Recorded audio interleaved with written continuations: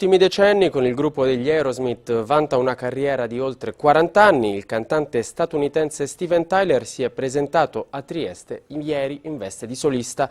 Dopo gli Iron Maiden, il secondo dei grandi ospiti dell'estate musicale in città, che sabato vedrà sul palco David Byrne, ex leader dei Talking Heads, il servizio di Roberto Bonaldi.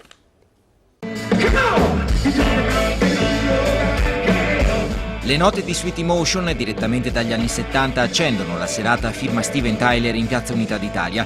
Vitalità che non si scalfisce, quella della canzone, come pure quella dell'interprete che a 70 anni si presenta sul palco nella sua mise iconica. Pantaloni aderenti, maglia sgargiante, mosse sinuose, microfono fasciato da lunghi foulard. Quello che ci vuole per portare a Trieste 4.000 fan dall'Italia e dall'estero. Ho visto con gli Aerosmith l'anno scorso a Firenze. Ma con il cappello degli Aerosmith a vedere Steven Tyler? Certo, è la quinta volta che lo vengo a vedere tra Italia e l'estero. Where you come from?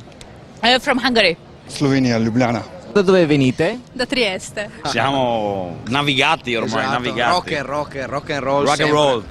La scaletta del concerto prosegue, si va avanti con Crying del 1993, momento d'oro per Steven Tyler e il suo storico gruppo, gli Aerosmith, insieme a un percorso lungo, pieno di successi, ricordato tuttora con il cantante statunitense sul palco in veste di solista, accompagnato da The Loving Mary Band e con un album tutto suo.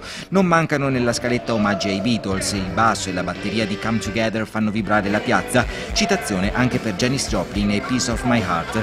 La voce graffiante di Tyler ricorda perché è stato riconosciuto come l'icona musicale più imponente di tutti i tempi agli International Music Awards. Il pubblico canta, balla, ricorda, generazioni diverse sfogliano idealmente una pagina del libro della storia della musica, in attesa del prossimo capitolo, sabato sempre a Trieste con David Byrne.